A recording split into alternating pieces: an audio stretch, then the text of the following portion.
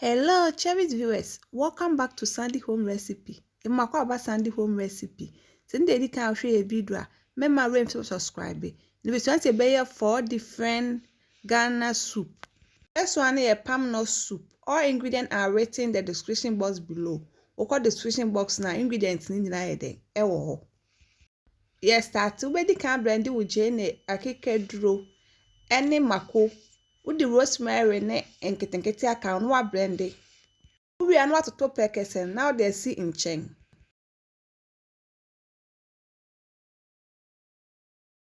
We are not doing them next so now they were mako ne akekedro na o blendi e no ahwie agumu. We are now the peckers and so e den atomo. No wa manesti kakra. Ba wo de nchen ni je ni kakra beka ho. Wo maggi so betimi bi aka be optional wo mpa wo mfa nka ho. All pepper season. Waka ni nyina afra na wajesi su ama na estimi kakra wo de fresh tomatoes ni onion atomo na wakata so wo ha na wabie su na waka afra wo ya na wakata so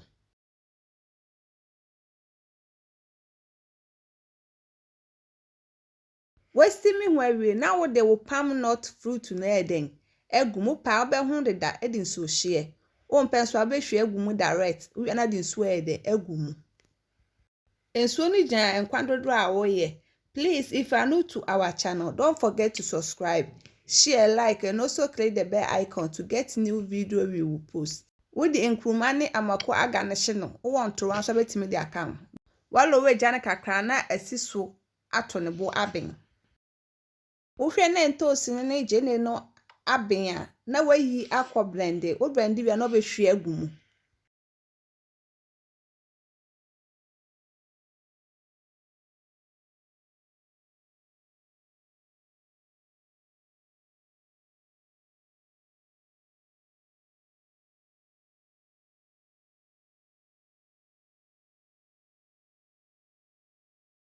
Enkwana yese ebe no na wo de wo tilapia no smoke one no wo de atomo we be boa amenam ne entete se ka wo de tomo first start na ebetete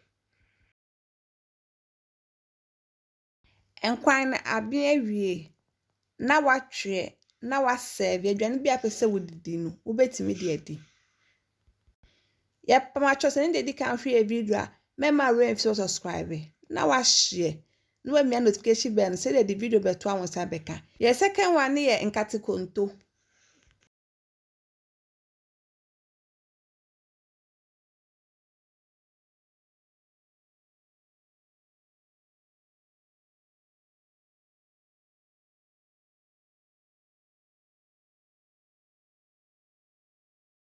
Yes, start we ye nam no ana we so ye vegetables na ye be use no ye wo Nkate ye wo entos jene mako we ye spinach wo kontom abetimi ya use kontom le we di kan anoa jene ne adua no ne amako no wi a wo de wo nam no agu saucepan ma esija aso the fresh tomatoes enkruma optional pa on fanka ho wo twitwa jene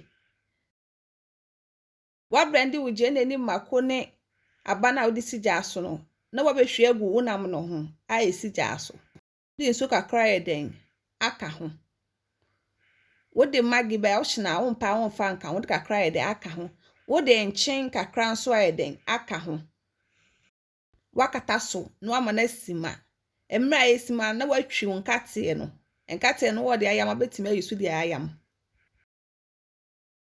why intosu no na wo de nkate na wotwi ye no so aka ho no wakọ blending ni nyina together wo wi na behwe agum a wo de so akra be kan wansa na wa blend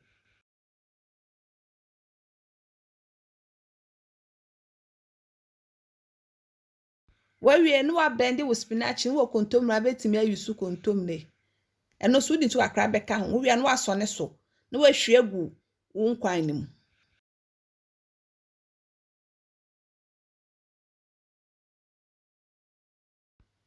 yep macho se ndi kan hwe video mema re subscribe na wa share na wa like na we notification bell no say the video bia beto awon sabeka na wa jesi so ama na ben aben no wa serve aduane bia pese odidi wo betimi de adi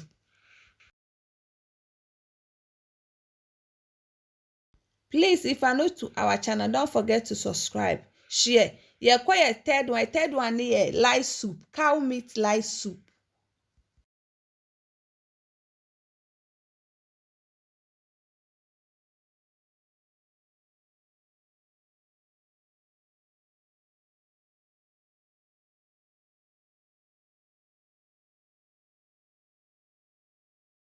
Yeah, we cow meat wo ho. Ube blendi wa mako, jene, garlic, akikedo, rosemary. Ube blending it now together. Ube anu akohwie egu and unantwinam ne so a esi jaso. We season it with salt or pepper season. Aka ho. Beef season. Waka ni nyina afra. We now the fresh tomatoes ato so. Eni jene. Na wa manestima.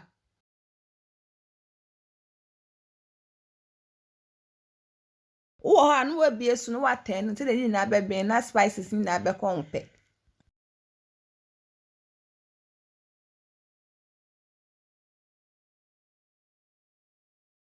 Entos ne ben na wa yiyi. Wakọ blender na wakọtwi. We no be hwe agum.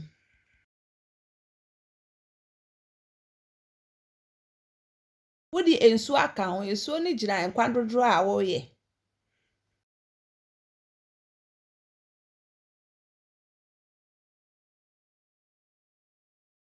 Jene no so aben na wa yiyi. Wakọtwi ana wakọ blender. We no be hwe agum. Wo nkruma ne garden egg ana makwa na de aga ne hye.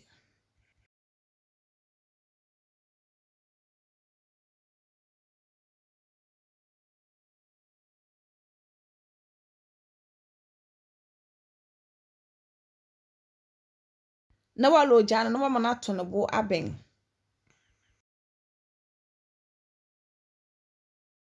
Please, if you are new to our channel, don't forget to subscribe, share and like, and also click the bell icon to get new video we will post.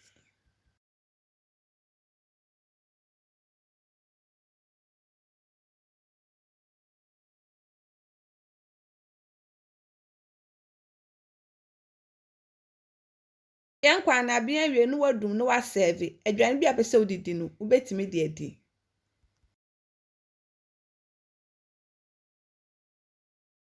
Yakwa last one no, that's fourth one no. And no ye dry fish light soup.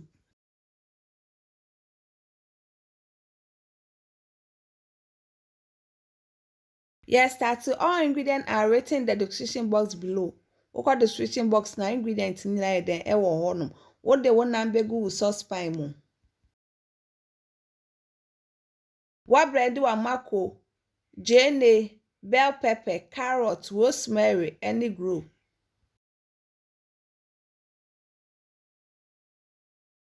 Wa blend okohwe egu unam na esi jaso no. Wo de enchin kakra eden aka ho. Wo de fresh tomatoes ni jene egu mu. Wo maggi na de kakra kan be optional, umpa umfa eden kan ho. Wo de all purposes kakra nso aka ho. Na wakata so ama na stima. Wo ha na wa bie so no wakafra.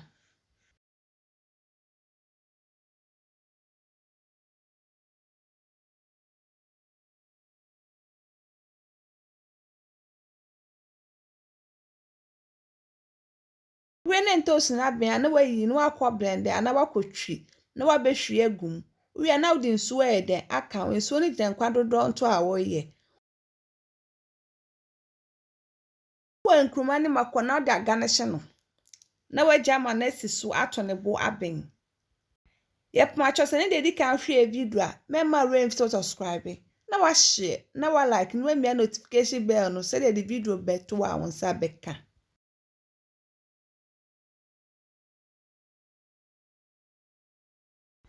Jene na ben na wayi akọ blend ya na wakotwi. We na obehwie eden egum na wa lo gya no ama nkwa na to ne bo aben. Ohwe na enchen no no so anade kakra ka ho. O dry fish tilapia na wo de aka ho. Se wo de tomo first start na wo hu. Ni na betete enti wo hwe na akaka nkwan bebe na ansa na wo de atom.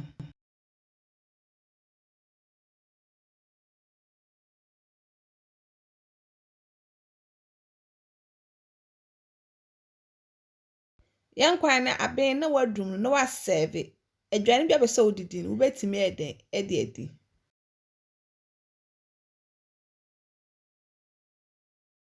Please, if you are new to our channel, don't forget to subscribe, share, like, and also click the bell icon to get new video we will post.